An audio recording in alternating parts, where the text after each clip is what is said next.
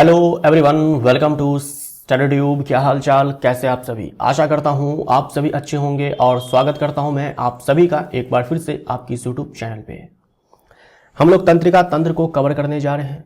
इस चैप्टर के अंदर हम लोग 50 प्रश्नों को कवर करेंगे और इस 50 प्रश्नों के साथ ही ये पूरा का पूरा चैप्टर आपका कवर हो जाएगा। इससे पहले जो भी चैप्टर्स हुए हैं, जो भी वीडियोज आए हैं इस रिवीजन सीरीज में, उन सारे का PDF मैंने अपलोड कर दिया है ऐप पे। अब तक के सारे PDF जो है अपलोड कर दिए गए हैं, एक भी नहीं बचा हुआ है। ठीक, तो अगर आप PDF को डाउनलोड करना चाहते हैं तो ऐप पर जाइए और ऐप के ऊपर आपको PDF सारे के सारे मिल जाएंगे। तो आज के इस चैप्टर से हम लोग 50 प्रश्नों को कवर करेंगे। इस 50 प्रश्न में हम लोग NCERT एग्जाम्पलर के भी क्वेश्चंस कवर कर लेंगे। राइट, तो आगे बढ़ते हैं और देखते हैं कि कौन कौन से प्रश्न हैं आज के इस चैप्टर से। हमारे पर्यावरण से मिलने वाली सभी सूचनाओं का पता किसके माध्यम से लगाया जाता है। देखो, हमारे पर्यावरण में जो भी परिवर्तन हो रहे हैं, जो भी बदलाव हो रहे हैं, उसे हम लोग महसूस कर पाते हैं, है ना। पर्यावरण में हो रहे बदलावों को, चेंजेज को हम महसूस कर पाते हैं। किसकी मदद से? हमारे ज्ञानेंद्रियों की मदद से। आँख है, कान है, नाक है, जीभ है, त्वचा है। ठीक, इन 5 ज्ञानेंद्रियों के मदद से, सेंस ऑर्गन के मदद से आपके दिमाग में अब तक जो भी सूचनाएं हैं, उन सारे सूचनाओं को प्राप्त कैसे किया गया था? सेंस ऑर्गन्स की मदद से।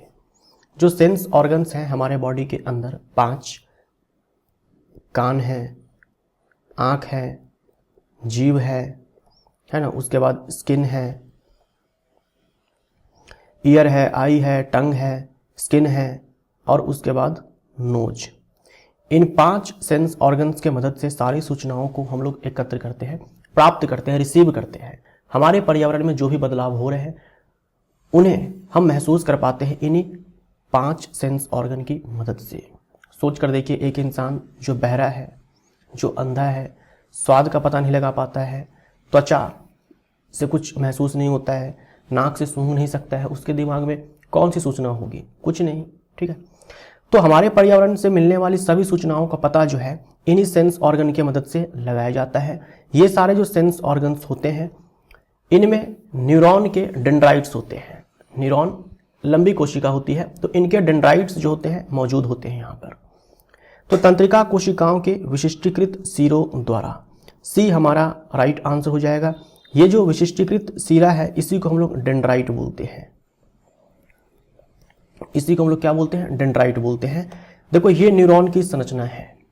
तो जो ये सेंस ऑर्गन्स हैं इनमें आपके न्यूरॉन्स होते हैं और सूचना को पता कैसे लगाया जाता है, यानी कि उसको रिसीव कैसे किया जाता है? इस द्रुमिका के मदद से, इस डेंड्राइट के मदद से। आपके स्किन में कुछ टच हो जाएगा, आपको पता लग जाता है।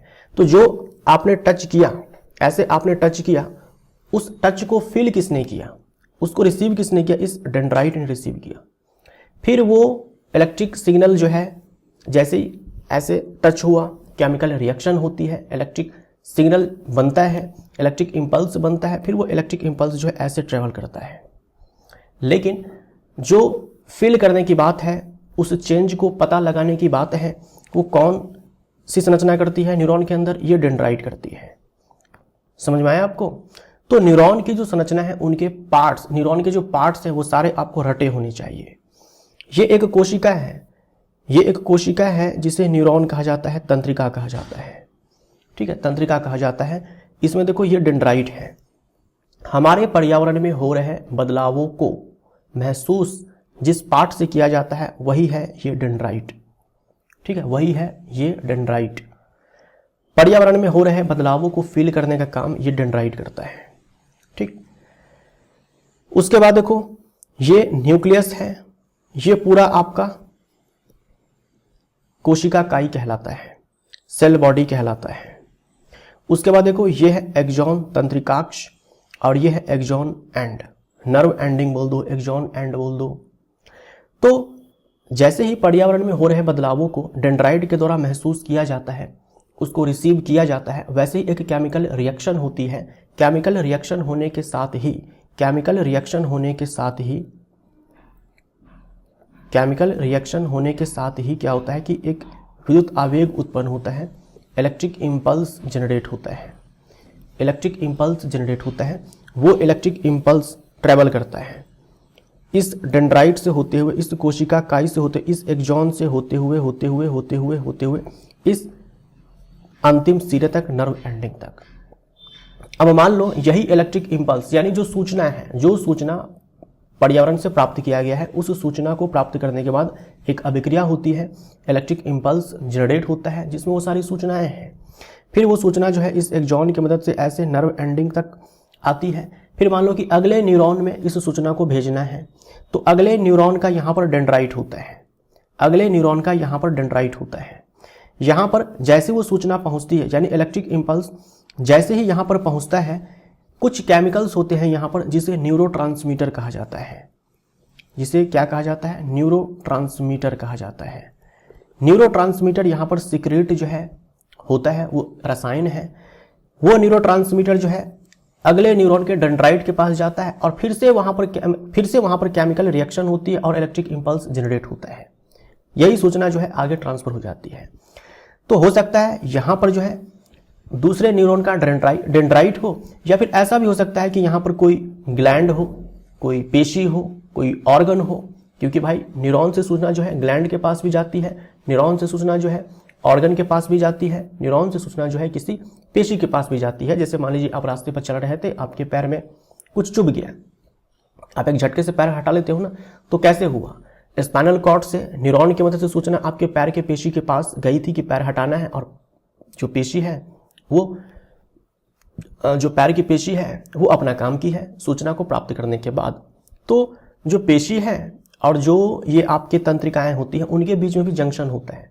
हम लोग देखेंगे एक पिक्चर, उससे आपको समझ में आ जाएगा।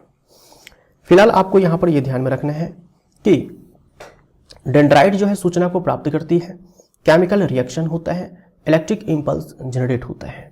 इलेक्ट्रिक इम्पल्स जो है इस कोशिका काई से होते हुए, तंत्रिकाक्ष से होते हुए नर्व एंडिंग तक जाती है, ठीक।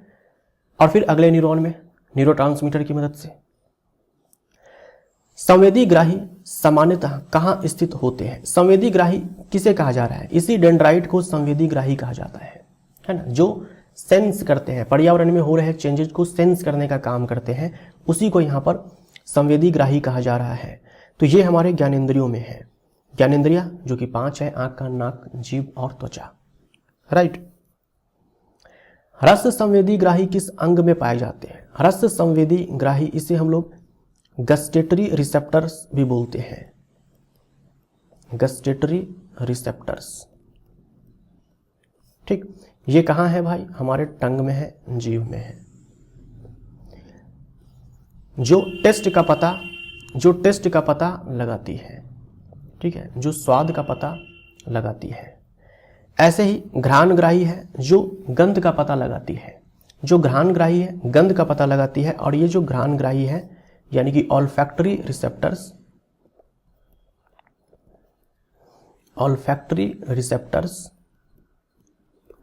ये हमारे नोज में है ना, हमारे नाक में है, याद रखिएगा।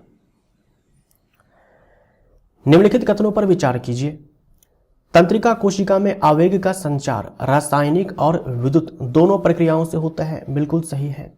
नर्व एंडिंग के पास जाने के बाद जो है वहां पर केमिकल सिग्नल के फॉर्म में जो है सूचना आगे की ओर बढ़ती है और वापस से इलेक्ट्रिक सिग्नल में वो कन्वर्ट होती है। एक्सॉन के अंत में रासायनिक पदार्थों का विमोचन होता है। मैंने थोड़ी देर पहले बताया, ये जो रासायनिक पदार्थ होते हैं ये आपके न्यूरोट्रांसमीटर कहे जाते हैं। न्यूरोट्रांसमीटर कहे जाते हैं, है ना, न्यूरोट्रांसमीटर। सिनेप्स दो तंत्रिका कोशिकाओं के बीच का रिक्त स्थान होता है। अभी मैंने आपको बताया था कि जब सूचना यहां पर पहुंचती है उसके बाद अगले न्यूरॉन के डेंड्राइट के पास, यहां पर इस नर्व एंडिंग के पास, इस वाले न्यूरॉन के एक्सॉन के एंड के पास दूसरे न्यूरॉन का डेंड्राइट होगा, और वो पूरा जो जंक्शन है ना, उसी को हम लोग साइनेप्स बोलते हैं। लेकिन इस न्यूरॉन का जो एंड है और दूसरे न्यूरॉन का जो डेंड्राइट है एकदम से सटे नहीं होते हैं, उनके बीच में गैप होता है। समझे आप? जैसे ये न्यूरॉन का मान लीजिए कि नर्व एंडिंग है और ये दूसरे न्यूरॉन का डेंड्राइट है, तो इनके बीच में गैप होता है, सटे नहीं होते हैं, है ना, ऐसे गैप होता है। उस गैप को हम लोग साइनेप्टिक क्लेफ्ट बोलते हैं, साइनेप्टिक दरार बोलते हैं, ठीक है, साइनेप्टिक दरार बोलते हैं। तो साइनेप्स दो तंत्रिका कोशिकाओं के बीच का रिक्त स्थान है। वास्तव में दो तंत्रिका कोशिकाओं का जो जंक्शन होता है उसे हम लोग साइनेप्स बोलते हैं, और जो बीच का रिक्त स्थान होता है उसे हम लोग साइनेप्टिक क्लेफ्ट बोलते हैं या फिर साइनेप्टिक दरार बोलते हैं, ठीक है, साइनेप्टिक दरार बोलते हैं, साइनेप्टिक दरार बोलते हैं। लेकिन एनसीईआरटी की ये एग्जैक्ट लाइन है तो मैंने यहां पर टेप दिया है। तंत्रिका आवेग केवल एक दिशा में संचरित होती है, ये भी सही है, यानी सारे के सारे स्टेटमेंट्स जो है वो सही है। डी हमारा राइट आंसर हो जाएगा। यहां पर देखो इस वाले डायग्राम में मान लीजिए कि यहां से सूचना जो है रिसीव किया गया है पर्यावरण से, इलेक्ट्रिक इंपल्स के फॉर्म में ये सूचना जो है ऐसे इस न्यूरॉन में इस एक्सॉन से होते हुए इस एंड पे आता है। अब अगले न्यूरॉन में इस सूचना को जानी है, तो अगले न्यूरॉन का यहां पर डेंड्राइट होगा। अब इतने से पार्ट को जूम करके दिखाया गया है। ये पूरा जंक्शन जो है इसको हम लोग साइनेप्स बोलते हैं, ठीक है। एक न्यूरॉन का जो नर्व एंडिंग है, दूसरे न्यूरॉन का डेंड्राइट है, इस पूरे जंक्शन को हम लोग साइनेप्स बोलते हैं, इस पूरे जंक्शन को साइनेप्स बोलते हैं। और इस साइनेप्स को जूम करके आपको दिखाया गया है। इस न्यूरॉन से सूचना जब यहां इस एंड पे, इस नर्व एंडिंग के पास ये सूचना जो आती है, इसको हम लोग एक्सॉन टर्मिनल भी बोल सकते हैं, है ना, इसी को नर्व एंडिंग बोलते हैं, एक्सॉन टर्मिनल भी बोलते हैं। तो जब सूचना इस वाले न्यूरॉन से इस एक्सॉन टर्मिनल के पास आती है तो यहां पर एक केमिकल सिक्रीट, कुछ रसायनों का स्राव होता है। ये रसायन न्यूरोट्रांसमीटर कहे जाते हैं। देखो यहां पर न्यूरोट्रांसमीटर दिखाया गया है। ये न्यूरोट्रांसमीटर का विमोचन होता है, यहां पर लिखा हुआ था ना कि एक्सॉन के अंत में रासायनिक पदार्थों का विमोचन होता है, वो रासायनिक पदार्थ न्यूरोट्रांसमीटर कहा जाता है। तो जैसे ही सूचना एक्सॉन के अंत में आती है, ये न्यूरोट्रांसमीटर देखो ऐसे रिलीज हुआ है। अब ये न्यूरोट्रांसमीटर जो है इस वाले न्यूरॉन के डेंड्राइट के पास जाएगा और वो सूचना जो है अगले वाले न्यूरॉन में पहुंच जाएगी। फिर अगले वाले न्यूरॉन में वही इलेक्ट्रिक इंपल्स वापस से जनरेट होगी और सूचना फिर से आगे बढ़ेगी, राइट। तो आपको ये ध्यान में रखना है।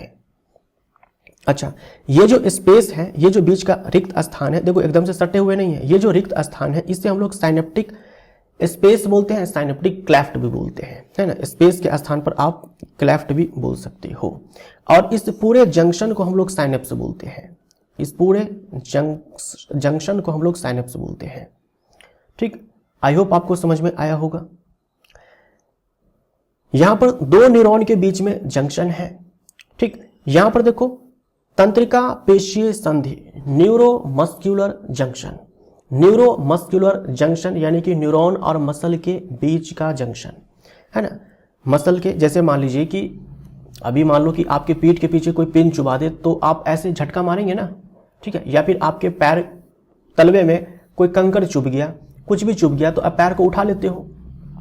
या फिर आप टहलने का सोचते हो, साइकिल चलाने का सोचते हो, किसी चीज को उठाने का सोचते हो, तो आपका जो ब्रेन है आपके मसल को सिग्नल भेज चुका होता है कि ये काम होने वाला है, इसके लिए तैयार रहना है। तो आपके पेशी को ब्रेन सिग्नल भेजता है, मैसेज भेजता है न्यूरॉन की मदद से। तो जरूरी है ना कि वो न्यूरॉन और वो जो पेशी है भाई उनके बीच में भी जंक्शन हो, तभी तो आपके मसल को पता चलेगा। वरना क्या होगा, ब्रेन सिग्नल भेजेगा लेकिन आपके पेशी को पता ही नहीं चलेगा, तो आपकी पेशी काम नहीं करेगी। ऐसा होता है जब कोई इंसान पैरालाइज हो जाता है तो, ठीक है। तो तंत्रिका पेशी संधि, ऐसे यहां पर सिग्नल मान लो ब्रेन ने भेजा या फिर स्पाइनल कॉर्ड ने भेजा, और इस जंक्शन के कारण इस पेशी को पता लग जाता है कि ब्रेन से या फिर स्पाइनल कॉर्ड से क्या सिग्नल आया है, ठीक है।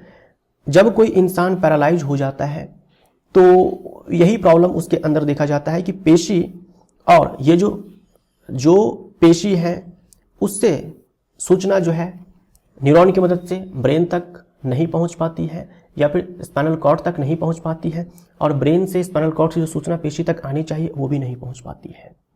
यानी जो हमारा नर्वस सिस्टम है और जो पेशी है उनके बीच में कांटेक्ट खत्म हो जाता है, उनके बीच में कांटेक्ट खत्म हो जाता है। आपने सुना होगा शून्य करने की जो इंजेक्शन जो आती है, शून्य करने की इंजेक्शन, मान लो यहाँ पर सर्जरी परफॉर्म करना है तो यहाँ पर शून्य करने का इंजेक्शन दे दो, तो उससे क्या होता है, इसी रास्ते को ब्लॉक कर दिया जाता है कुछ समय के लिए, इसी रास्ते को ब्लॉक कर दिया जाता है ना। यहाँ पर आपको दिखाया गया है तंत्रीय तंत्रिका पेशीय संधि, यहीं पर क्या होते हैं भाई, वैसे न्यूरॉन सेंसरी न्यूरॉन्स भी होते हैं जिनके डेंड्राइट्स मौजूद होते हैं। तो अगर आपने शून्य करने का इंजेक्शन दे दिया है तो ये रास्ता ब्लॉक हो जाएगा, ठीक है। फिर कुछ भी इसमें घुसा दो, पता ही नहीं चलेगा दिमाग को कि हुआ क्या है, क्योंकि उस रास्ते को ही ब्लॉक कर दिया गया है। सेंसरी न्यूरॉन जो यहाँ से उस टच को, उस पेन को सेंस करके ब्रेन को भेजेगी न्यूरॉन, उसके रास्ते को ब्लॉक कर दिया गया है। तो अब वो सिग्नल जो है ब्रेन को जाने वाली नहीं है, तो ब्रेन ये पता नहीं लगा पाएगा कि कुछ हो भी रहा है, ठीक। तो जैसे यहाँ पर तंत्रिका और पेशी के बीच में संधि है, तंत्रिका और किसी ग्लैंड के बीच में भी संधि हो सकती है, किसी ऑर्गन के साथ भी संधि हो सकती है, ठीक। निम्नलिखित कथनों पर विचार कीजिए। तंत्रिका ऊतक तंत्रिका कोशिकाओं या न्यूरॉन से मिलकर बना होता है। हमारे बॉडी के अंदर 4 प्रकार के ऊतक हैं। उपकला ऊतक है, उसके बाद कौन सा ऊतक है, संयोजी ऊतक है,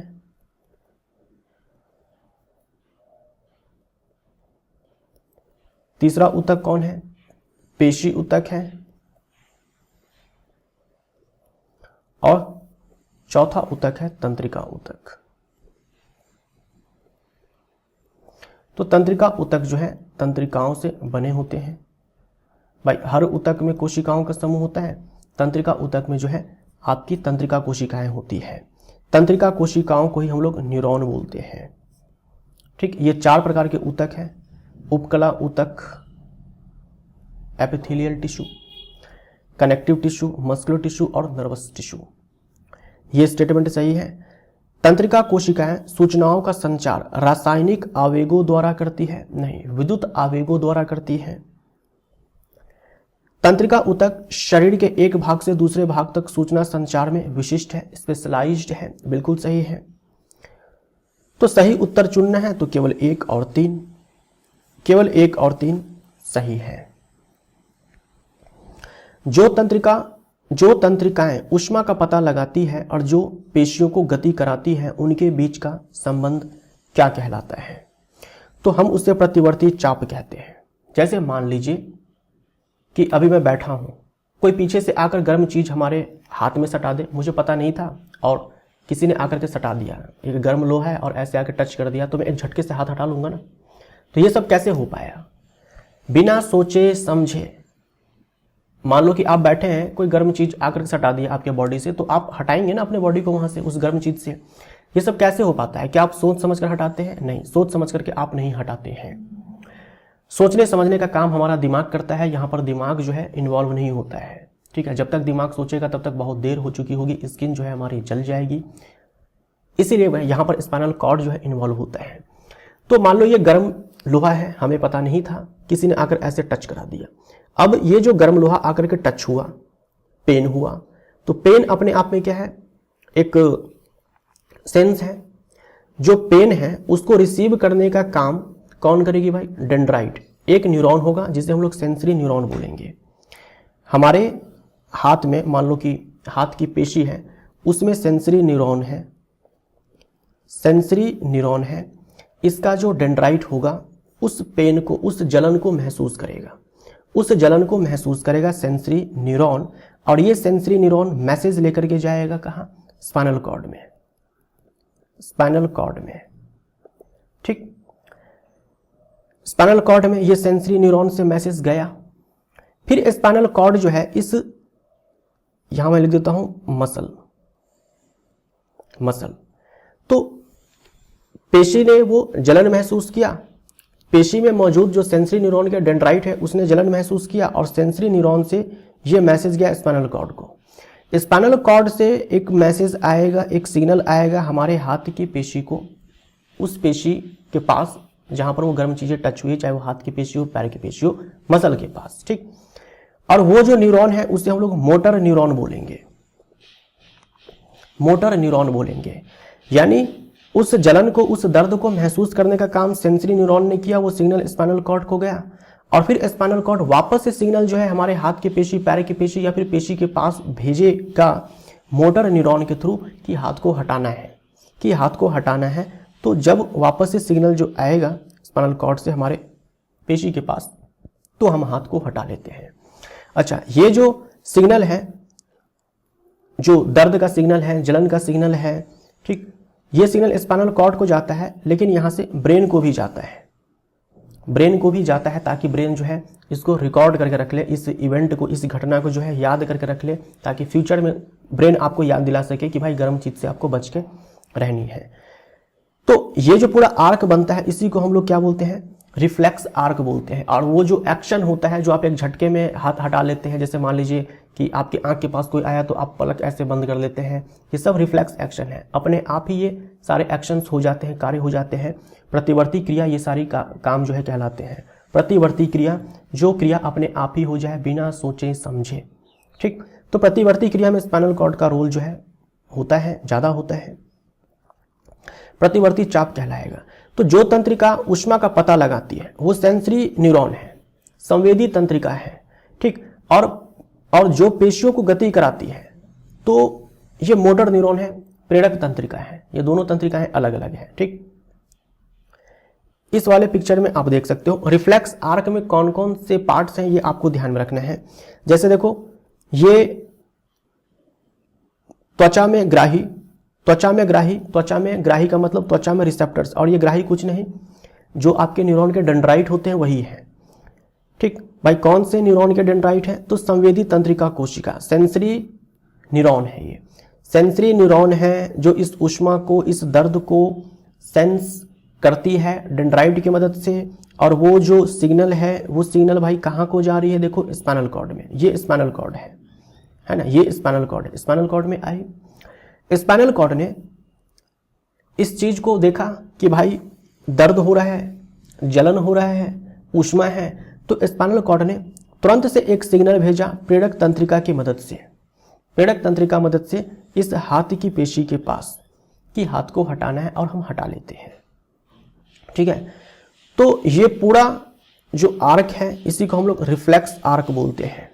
मैंने आपसे कहा कि ये जो दर्द है, ये जो ऊष्मा है, इसका जो सिग्नल है, इसकी जो सूचना है, स्पाइनल कॉर्ड को तो गई ही, लेकिन मस्तिष्क के पास भी ये संदेश जो है, ये सिग्नल जो है ये पहुंचती है। मस्तिष्क के पास भी ये सूचना जो है पहुंचती है, ताकि फ्यूचर में इस तरह की घटना से आपको बचाया जा सके। जो मस्तिष्क है इस घटना को याद रखेगा, रिकॉर्ड कर लेगा, कि फ्यूचर में आपको जो है अलर्ट किया जाए कि आपको गर्म चीज़ों से बचनी है, ठीक है।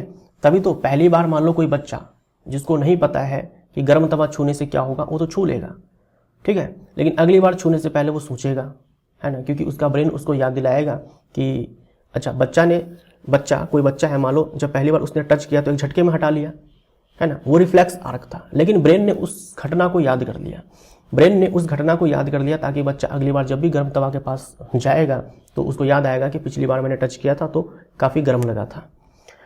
तो ये संदेश जो है रिफ्लेक्स आर्क में, जो संदेश स्पाइनल कॉर्ड को पहुंचती है, सूचना पहुंचती है, वो मस्तिष्क को भी जाती है, ताकि मस्तिष्क जो है उसको याद रख ले फ्यूचर में आपको अलर्ट करने के लिए। प्रतिवर्ती चाप की प्रक्रिया कैसी होती है? प्रतिवर्ती चाप की प्रक्रिया जो है स्वतः होती है और अति शीघ्र पूर्ण होने वाली होती है, बहुत फास्ट होती है, बहुत फास्ट, और अपने आप ही ये क्रिया जो है हो जाती है। आगत तंत्रिका और निर्गत तंत्रिका के बीच संबंध कहाँ होता है? आगत तंत्रिका, इसकी बात की जा रही है, यही आगत तंत्रिका है और यही निर्गत तंत्रिका है। तो इनके बीच में जो कनेक्शन है वो स्पाइनल कॉर्ड में होता है। बी हमारा राइट आंसर हो जाएगा। पूरे शरीर की तंत्रिकाएं मस्तिष्क तक किस मार्ग से जाती है? तो पूरे शरीर की तंत्रिकाएं मस्तिष्क तक स्पाइनल कॉर्ड में एक बंडल से होते हुए जाती है। तो हमारा आंसर होगा मेरुरज्जु में स्थित बंडल के माध्यम से। सी हमारा राइट आंसर हो जाएगा। प्रतिवर्ती चाप सामान्यतः कहाँ बनता है? स्पाइनल कॉर्ड में आप बोलेंगे, ठीक है, स्पाइनल कॉर्ड में आप बोलेंगे। निम्नलिखित कथनों पर विचार कीजिए। अधिकांश जंतु में प्रतिवर्ती चाप इसलिए विकसित हुआ क्योंकि उनके मस्तिष्क का सोचने का क्रम बहुत तेज नहीं होता है। तो जो अधिकांश जंतु होते हैं उनका ब्रेन जो है उतना डेवलप नहीं होता है कि वो अच्छे से सोच पाए, अधिकांश जंतु में, ठीक है। अधिकांश जंतु में प्रतिवर्ती चाप, ये जो एक झटके में एक्शन हम लेते हैं, वो इसलिए विकसित हुआ क्योंकि उनके मस्तिष्क का सोचने का क्रम बहुत तेज नहीं होता है, दिमाग जो है कम स्पीड से सोचता है। और सोचो आपके पैर में किल चुभ गया, अगर आपका दिमाग सोचने में ही समय बिता दे कि पैर को उठाना है या नहीं उठाना है, तब तक तो किल जो है बहुत अंदर जा चुका होगा। जटिल न्यूरॉन जाल की अनुपस्थिति, जटिल न्यूरॉन जाल की अनुपस्थिति में प्रतिवर्ती चाप दक्ष कार्यप्रणाली के रूप में कार्य करता है। सोचने समझने का जो काम है वो बहुत ही ज़्यादा कॉम्प्लेक्स है, उसमें न्यूरॉन के बहुत सारे न्यूरॉन्स जो होते हैं वो इन्वॉल्व होते हैं, है ना। न्यूरॉन का पूरा जाल होता है जो सोचने समझने के काम में इन्वॉल्व होता है।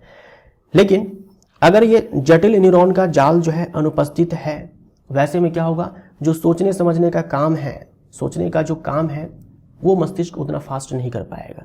तो ऐसे में क्या होता है कि जो प्रतिवर्ती चाप है ये एक एफिशिएंट तरीका है किसी एक्शन को करने का।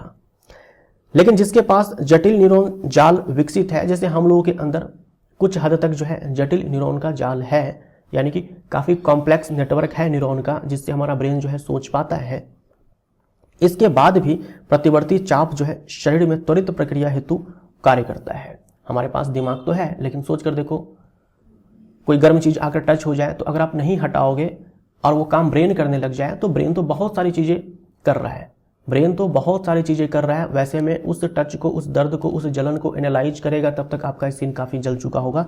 तो ऐसे में जो रिफ्लेक्स एक्शन है या फिर जो रिफ्लेक्स आर्क है, ये क्विक एक्शन लेता है और हमारी पेशी को संदेश भेजता है कि हमें हमारी पेशी को संदेश भेजता है कि हटाना है, हमें जो भी गर्म चीज़ें हैं जो टच हो रही है उससे हमारे पेशियों को हटना है। ये संदेश जो है हमारे स्पाइनल कॉर्ड के थ्रू पेशी को भेजा जाता है। ब्रेन इन्वॉल्व इसमें नहीं हो पाता है, क्योंकि ब्रेन तो सोचेगा समझेगा उसके बाद संदेश भेजेगा, तब तक बहुत देर हो चुकी होगी। 1 2 3 डी हमारा राइट आंसर हो जाएगा। सारे कथन जो है सही है। शरीर का मुख्य समन्वय केंद्र क्या है? तो यह है मस्तिष्क। ब्रेन का मेन समन्वय केंद्र है ना, मुख्य समन्वय केंद्र ये मस्तिष्क है। मस्तिष्क तथा मेरुरज्जु मिलकर क्या बनाते हैं? देखो, जो नर्वस सिस्टम है इसे हम लोग 2 पार्ट्स में बांटते हैं, सेंट्रल नर्वस सिस्टम और पेरिफेरल नर्वस सिस्टम। ठीक है, सेंट्रल नर्वस सिस्टम जो बॉडी के सेंटर में है, ठीक है, जो बॉडी के सेंटर में है, तो इसमें आपका ब्रेन आता है और आता है स्पाइनल कॉर्ड, और इसमें आता है स्पाइनल कॉर्ड। और जो पेरिफेरल नर्वस सिस्टम है इनमें आपके आते हैं न्यूरॉन्स। न्यूरॉन्स भी 2 प्रकार के होते हैं, क्रेनियल और स्पाइनल। जो न्यूरॉन आपके ब्रेन से निकलते हैं उसे हम लोग क्रेनियल बोलते हैं, और जो न्यूरॉन आपके स्पाइनल कॉर्ड से निकलते हैं उसे हम लोग क्या बोलते हैं? स्पाइनल नर्व्स बोलते हैं, स्पाइनल न्यूरॉन भी बोल सकते हो आप। ये मान लो ब्रेन है, ये स्पाइनल कॉर्ड है, तो यहाँ से आपके जो नर्व्स बाहर आएंगे उसे हम लोग क्रेनियल नर्व्स बोलेंगे, और यहाँ से जो नर्व्स बाहर आएंगे उसे हम लोग क्या बोलेंगे? स्पाइनल नर्व्स बोलेंगे। ये हमारा ब्रेन हो जाएगा और ये हमारा स्पाइनल कॉर्ड हो जाएगा। तो केंद्रीय तंत्रिका तंत्र, ये जो सेंट्रल नर्वस सिस्टम है इसी को हम लोग हिंदी में केंद्रीय तंत्रिका तंत्र बोलते हैं, जो हमारे बॉडी के केंद्र में है। केंद्रीय तंत्रिका तंत्र का कार्य क्या है? तो शरीर के सभी भागों से सूचना प्राप्त करना और उनका समन्वय करना। बी हमारा राइट आंसर हो जाएगा। केवल मांसपेशियों को गति देना, यह भी केंद्रीय तंत्रिका तंत्र का कार्य है, लेकिन केवल यहां पर लगा हुआ है तो यह गलत हो जाएगा। केंद्रीय तंत्रिका तंत्र और शरीर के अन्य भागों के बीच संचार कौन सुनिश्चित करता है? जो हमारा केंद्रीय तंत्रिका तंत्र है, यानी कि जो ब्रेन है, स्पाइनल कॉर्ड है, और शरीर के अन्य भागों के बीच, बॉडी के अन्य पार्ट्स के बीच संचार कौन सुनिश्चित करता है? जो ब्रेन है, स्पाइनल कॉर्ड है और बॉडी के जो डिफरेंट पार्ट्स है उनके बीच में कनेक्शन कौन बनाता है? तो हम बोलेंगे परिधीय तंत्रिका तंत्र। ठीक है, यह है पेरिफेरल नर्वस सिस्टम, इसी को हम लोग हिंदी में परिधीय तंत्रिका तंत्र बोलते हैं। मस्तिष्क से निकलने वाली कौन सी तंत्रिकाएं संचार में सहायक होती है? तो मस्तिष्क से जो तंत्रिकाएं निकलती है उसे हम लोग कपाल तंत्रिकाएं बोलते हैं। बी हमारा राइट आंसर हो जाएगा। और मेरुरज्जु से निकलने वाली जो तंत्रिकाएं होती है उसे हम लोग मेरु तंत्रिकाएं बोलते हैं, स्पाइनल नर्व्स बोलते हैं। ये सारे पॉइंट्स आपको अच्छे से याद रखने हैं। मस्तिष्क के 3 मुख्य भाग कौन से हैं? पूरे ब्रेन को पहले 3 पार्ट में बांटा जाता है, अग्र मस्तिष्क, फोर ब्रेन, मध्य मस्तिष्क, मिड ब्रेन, और पश्च मस्तिष्क, हाइंड ब्रेन। बी हमारा राइट आंसर हो जाएगा। अब यहां पर देखो, मस्तिष्क के सारे पार्ट्स आपको ध्यान में रखने हैं। मस्तिष्क को पहले 3 पार्ट में बांटा गया, ये अग्र मस्तिष्क, दूसरा मध्य मस्तिष्क और तीसरा ये पश्च मस्तिष्क। अग्र मस्तिष्क का ही भाग है ये प्रमस्तिष्क, सेरिब्रम, है ना, सेरिब्रम, सेरिब्रम। मध्य मस्तिष्क ये है। और देखो ये जो पश्च मस्तिष्क है इनके 3 पार्ट्स होते हैं, पोन्स, मेडुला, इनके 3 पार्ट्स होते हैं, पोन्स, मेडुला और अनुमस्तिष्क। ये पोन्स है, ये मेडुला है। मेडुला से ही कनेक्ट जो है हमारा स्पाइनल कॉर्ड होता है, मेरुरज्जु होता है। ये भी एग्जाम में पूछा जाता है, मेडुला ही कनेक्ट होता है मेरुरज्जु से। और ये है अनुमस्तिष्क, सेरिबेलम, ठीक है, सेरिबेलम, अनुमस्तिष्क, ये अनुमस्तिष्क है। जो पूरा ब्रेन है ये हमारे खोपड़ी में होता है, हमारे कपाल में होता है, खोपड़ी में होता है, यानी कि स्कल में होता है। बोनी स्कल है जो पूरे ब्रेन को प्रोटेक्ट करके रखती है। हमारे ब्रेन में हाइपोथैलेमस नाम की ग्रंथि है और पीयूष ग्रंथि भी है, ठीक है। हमारे ब्रेन में कौन कौन सी ग्रंथि है, हाइपोथैलेमस याद रखेंगे और पीयूष ग्रंथि आप याद रखेंगे, राइट। मस्तिष्क का मुख्य सोचने वाला भाग कौन सा है? देखो ये जो अग्र मस्तिष्क है यही मस्तिष्क का मुख्य सोचने वाला भाग है। जो भी क्रिया आप सोच समझ कर करते हो, आपको ताली बजाना है, ठीक है, आपको टहलना है, आपको बोलना है, आपको गाना है, यानी जो भी क्रिया आप सोच समझ कर करते हो, आपको पता है कि भाई आगे क्या करना है, उस सारी क्रियाओं को अग्र मस्तिष्क के द्वारा कंट्रोल किया जाता है। अग्र मस्तिष्क के प्रमस्तिष्क के द्वारा कंट्रोल किया जाता है। चाहे अग्र मस्तिष्क बोल दो चाहे प्रमस्तिष्क बोल दो, बात बराबर ही है। पूरे ब्रेन का सबसे बड़ा भाग ये अग्र मस्तिष्क है, या फिर आप प्रमस्तिष्क भी बोल सकते हो। तो जो आप देखते हैं, जो आप सुनते हैं, जो आप सूंघते हैं, इन सारे का अलग अलग क्षेत्र होता है। इन सारे का अलग अलग बोल सकते हो कि रीजन होता है या सेंटर होता है हमारे ब्रेन में। देखने का क्षेत्र अलग है, भाई आप क्या देखते हैं उसको एनालाइज करने के लिए ब्रेन में एक अलग एरिया है। आप क्या सुनते हैं उसको एनालाइज करने के लिए इसी अग्र मस्तिष्क में एक अलग एरिया है। आप क्या सूंघते हैं उसके लिए मस्तिष्क में अलग एरिया है। तो अलग अलग काम के लिए अलग अलग क्षेत्र है इस अग्र मस्तिष्क में। तो जो काम आप सोच समझ कर रहे हो, देखने का, सुनने का, सूंघने का, बोलने का, उन सब के लिए अलग अलग एरिया है हमारे अग्र मस्तिष्क में। तो आपसे एग्जाम में पूछा जाता है मस्तिष्क का मुख्य सोचने वाला भाग कौन सा है, तो आप बोलेंगे अग्र मस्तिष्क। हो सकता है इस अग्र मस्तिष्क ना दे करके प्रमस्तिष्क लिख करके आ जाए, तो आप प्रमस्तिष्क को टिक मारेंगे। ऐच्छिक पेशियों की गति को कौन नियंत्रित करता है? जो भी काम आप सोच समझ कर करते हैं, जो भी काम आप सोच समझ कर करते हैं उसको कंट्रोल किया जाता है अग्र मस्तिष्क के द्वारा।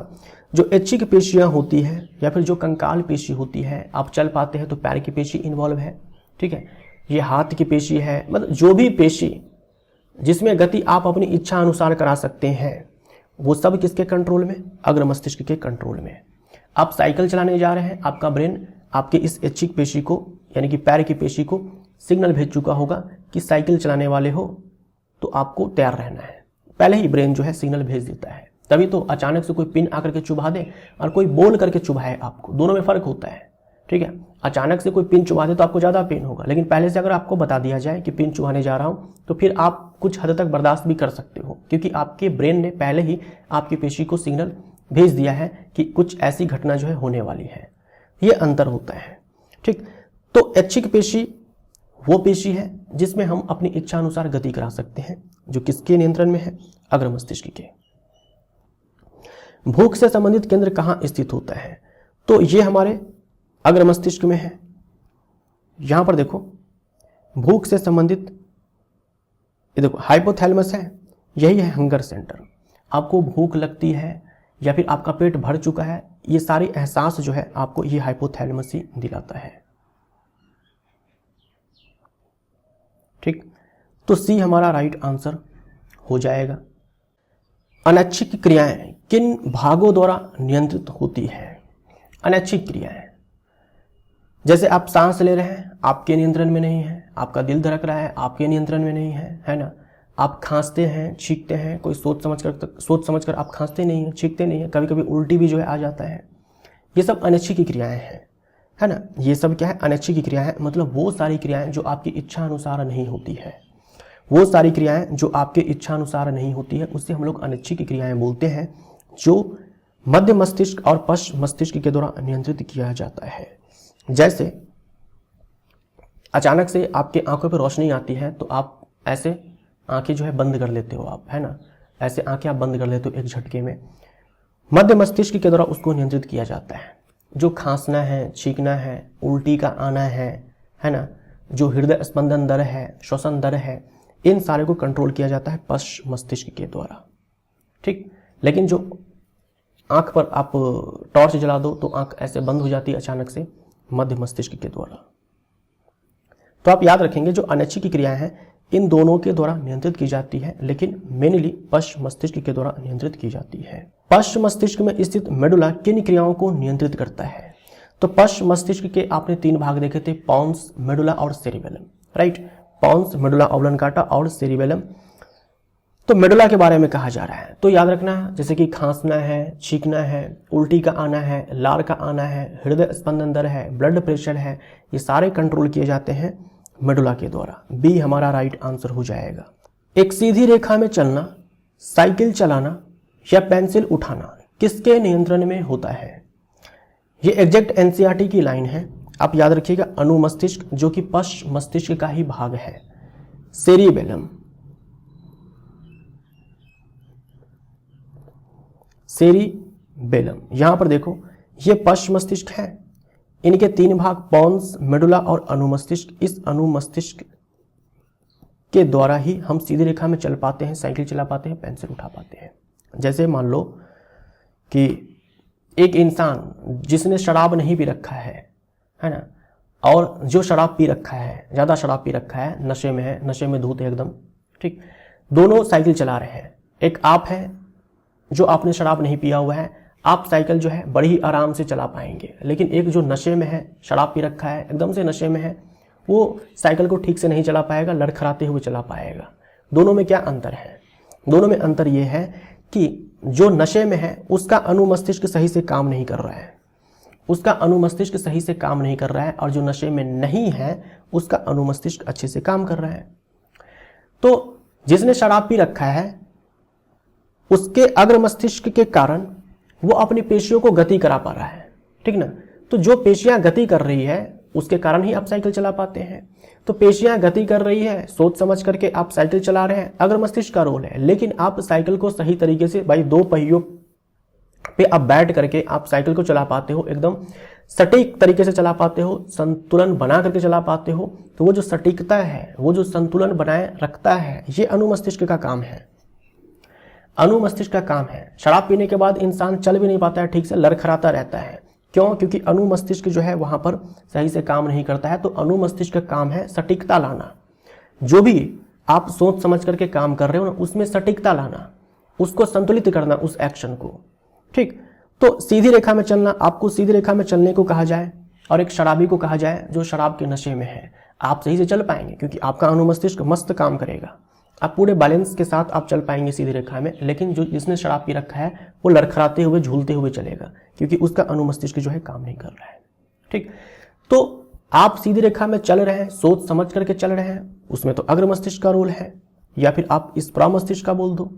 लेकिन आप सीधी रेखा में चल पा रहे हैं, सटीकता के साथ एक संतुलित तरीके से चल पा रहे हैं, उसमें अनुमस्तिष्क का रोल है, ठीक है। पेंसिल उठाना, भाई पेंसिल आप उठा रहे हो, अगर आप आराम से ऐसे उठा पा रहे हो क्योंकि अनुमस्तिष्क का भी रोल है।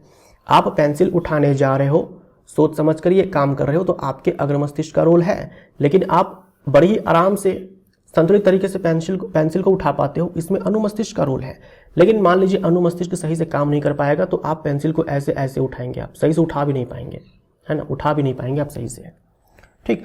तो जो आपकी पेशियां काम कर रही है साइकिल चलाने में, चलने में, पेंसिल को उठाने में, वो सब किसके नियंत्रण में? अग्र मस्तिष्क के नियंत्रण में। लेकिन जो सटीकता है, जो एक संतुलन बना करके रखता है, उसमें अनुमस्तिष्क का रोल है, बहुत ही इंपॉर्टेंट रोल है अनुमस्तिष्क का।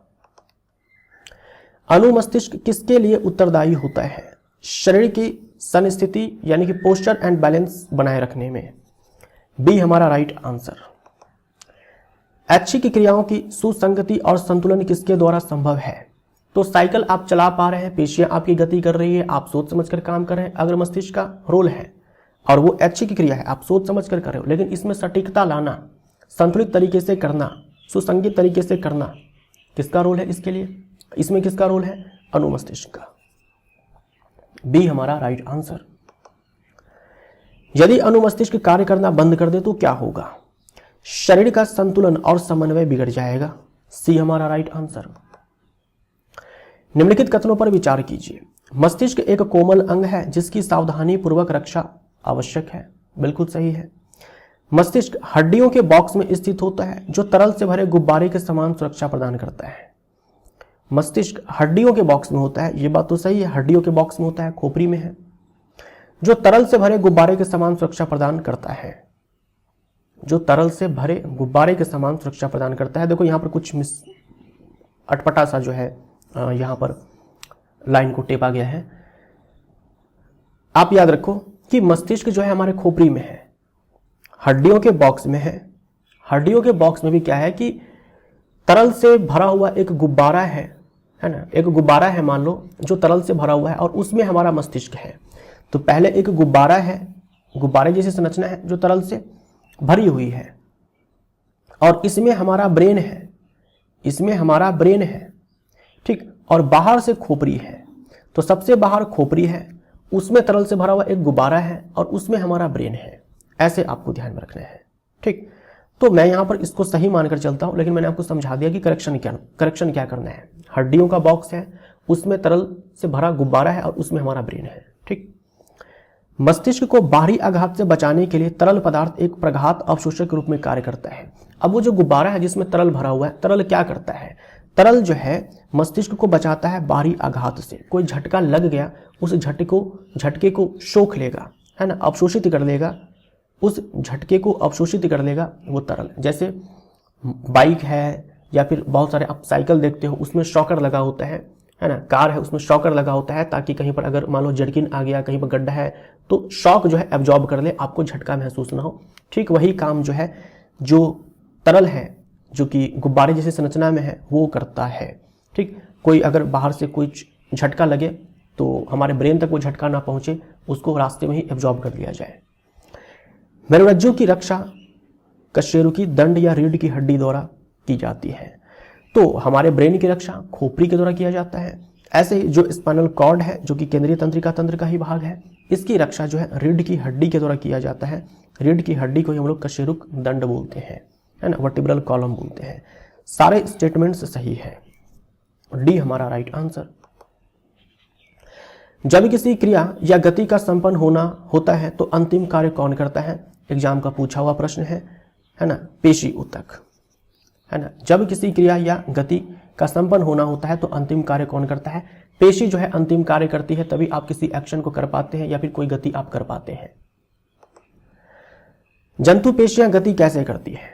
जैसे आप साइकिल चला रहे हो तो आप पैर को मोड़ते हो ना, कोई सामान आप उठा रहे हो तो आप हाथ मोड़ते हो, है ना। जो भी आप पेशियों में ऐसे गति करा पा रहे हो, चलते समय भी पेशियों में आप गति करा पाते हो। कैसे ये संभव हो पाता है? कैसे ये संभव हो पाता है?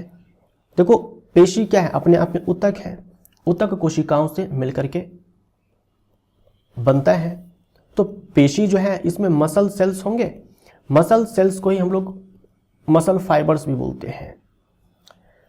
तो हम जो पेशियों में गति करा पाते हैं, ये जो मसल है, ये जो पेशी, इनमें जो हम लोग गति करा पाते हैं, गति का मतलब वही आप हाथ उठा रहे हो, हाथ मोड़ रहे हो, चल रहे हो, ये सारी जो घटना है उनमें पेशियों में गति हो रही है। अगर पेशियों में गति ना हो, मान लो कि ये आपका हैंड है, अगर इसमें पेशियों में गति ना हो तो आप हाथ को मोड़ नहीं पाओगे, आप पेन करेगा, आपको बहुत ज्यादा दर्द होगा। ठीक है, तो हम जो चल पाते हैं या फिर बोल पाते हैं, गर्दन हिला पाते हैं, उठ पाते हैं, बैठ पाते हैं, ये सारी चीजें जो है संभव हो पाती है क्योंकि पेशी हमारी गति करती है। पेशी हमारी गति करती है।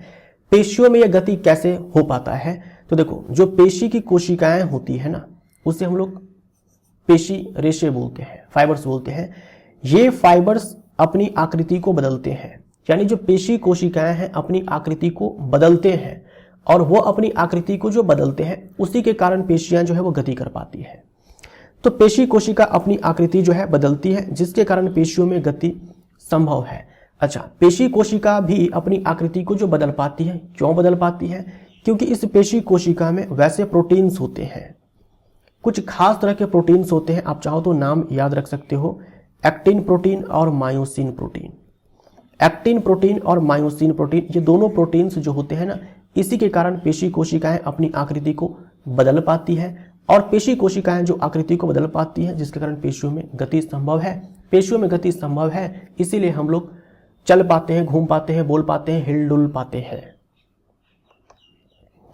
पेशी कोशिकाओं में गति का कारण क्या होता है? पेशी कोशिकाओं में गति का कारण होता है, पेशी कोशिकाओं में यानी कि जो मसल फाइबर्स है उनमें गति का कारण क्या होता है? गति का कारण या फिर जो अपनी आकृति को बदल लेती है पेशी कोशिका, उसके पीछे कारण क्या है? विशेष प्रकार की प्रोटीन, मैंने नाम भी बता दिया आपको, एक्टिन प्रोटीन और मायोसिन प्रोटीन। प्रतिवर्ती क्रिया तथा टहलने के बीच क्या अंतर है? भाई प्रतिवर्ती क्रिया आप सोच समझ कर नहीं करते हो, टहलने का काम आप सोच समझ कर करते हो। ठीक, प्रतिवर्ती क्रिया स्वतः होती है, टहलना सोच समझ कर। तो प्रतिवर्ती क्रिया में हमारे ब्रेन का उतना रोल नहीं है, स्पाइनल कॉर्ड का रोल है, लेकिन टहलने का काम आप सोच समझ कर करते हो। सोच समझ कर जो भी काम आप करते हो वो हमारे अग्र मस्तिष्क के द्वारा नियंत्रित किया जाता है, और उसमें सटीकता लाना है, संतुलन लाना है, उसके लिए अनुमस्तिष्क का रोल होता है। दो तंत्रिका कोशिकाओं के मध्य जो साइनेप्स होता है उसमें क्या होता है पूछा गया है, तो न्यूरोट्रांसमीटर सीक्रेट होता है,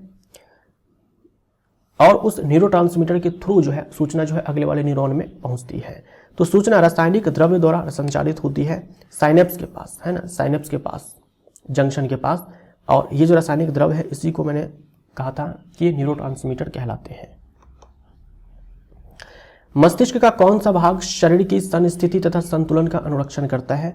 तो अनुमस्तिष्क, है ना, अनुमस्तिष्क हमारा राइट आंसर। हम एक अगरबत्ती की गंध का पता कैसे लगाते हैं? क्योंकि हमारे नाक में घ्राणग्राही होते हैं, ऑल्फैक्टरी रिसेप्टर्स होते हैं।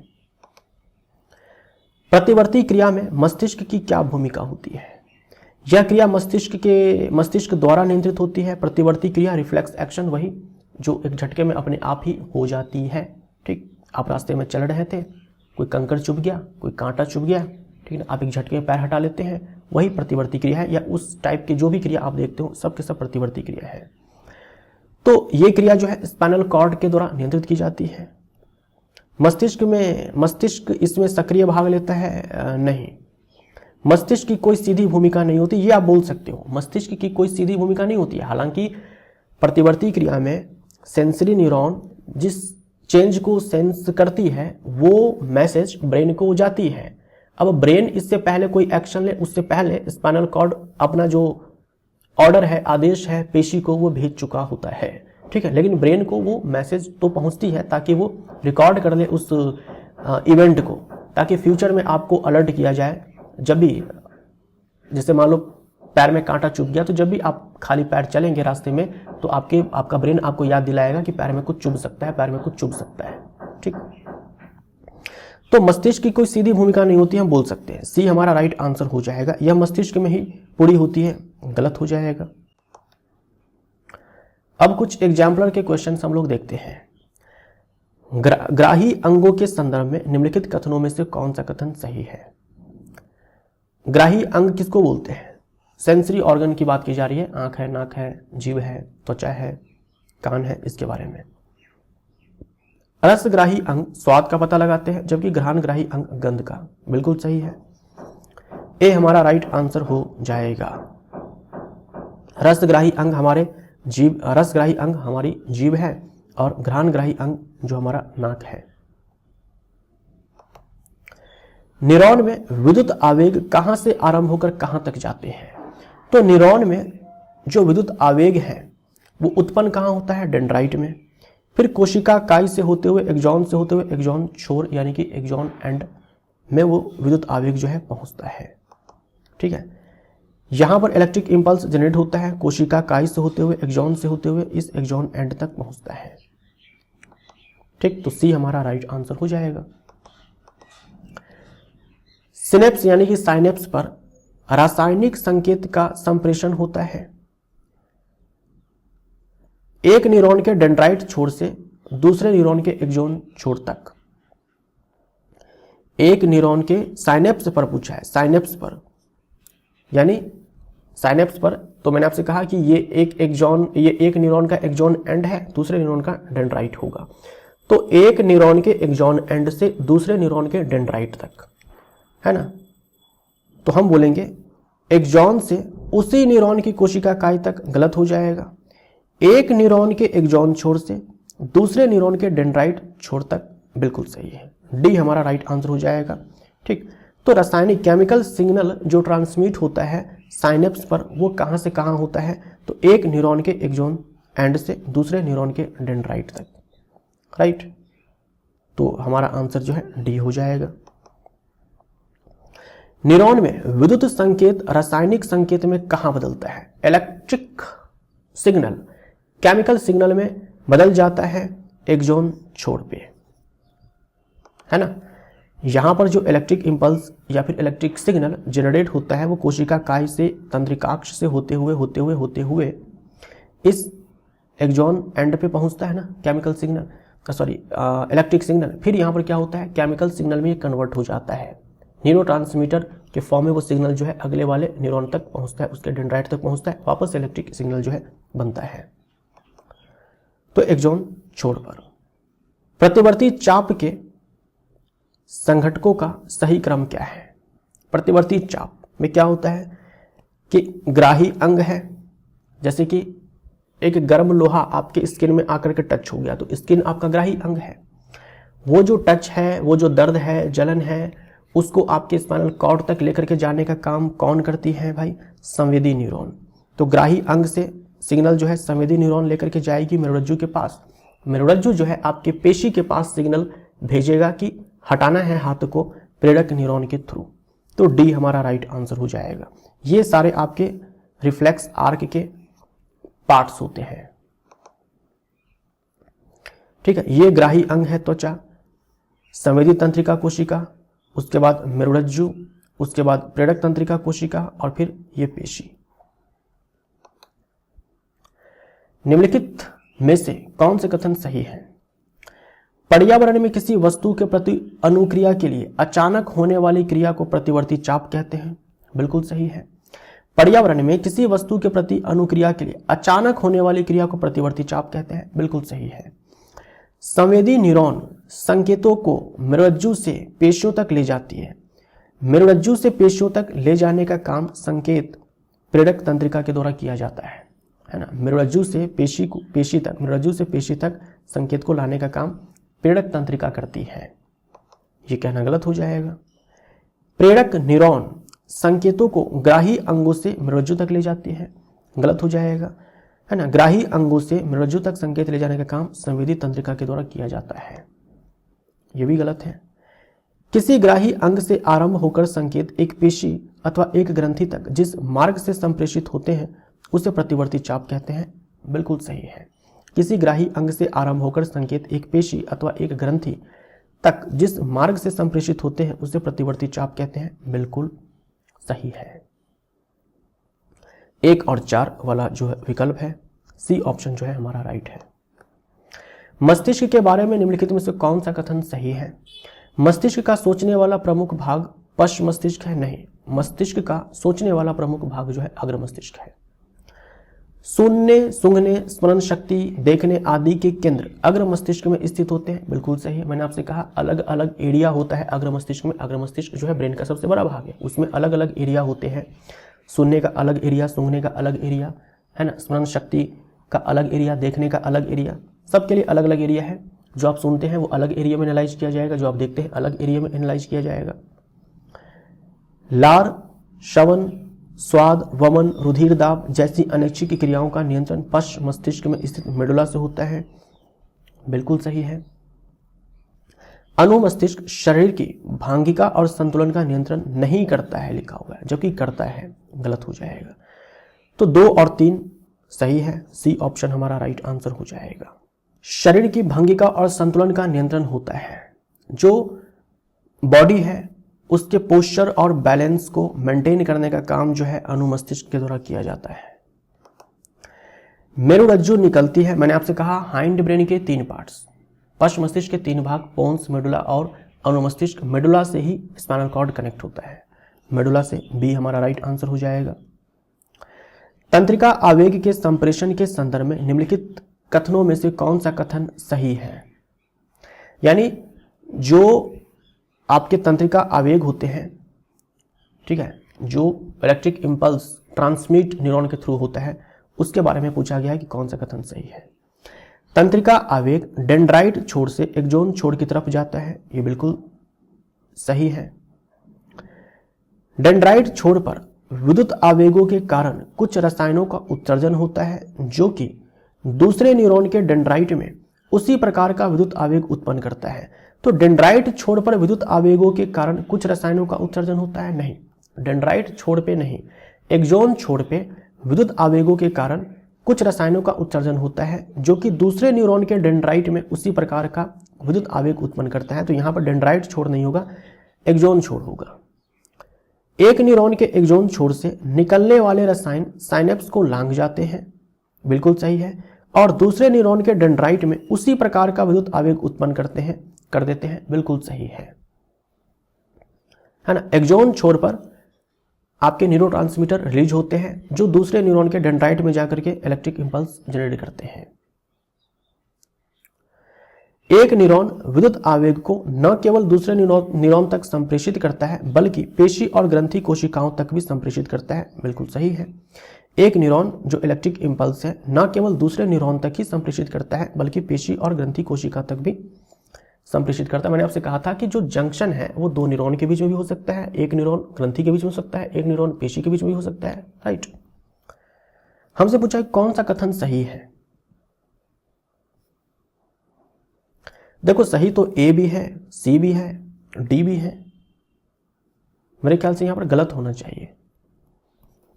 कौन सा कथन गलत है तब जाकर के हमारा आंसर यहां पर बी होगा, बाकी के ए सी डी जो है वो सही है। शरीर की अनैच्छिक क्रियाओं का नियंत्रण होता है। अनैच्छिक क्रियाओं का नियंत्रण मुख्य रूप से जो है पश्च मस्तिष्क के मेडुला से होता है। खांसना, छींकना, उल्टी आना, लार का आना, रक्तदाब, हृदय स्पंदन दर सब जो है नियंत्रित किया जाता है। श्वसन दर भी बोल सकते हो आप, नियंत्रित किया जाता है पश्च मस्तिष्क के द्वारा।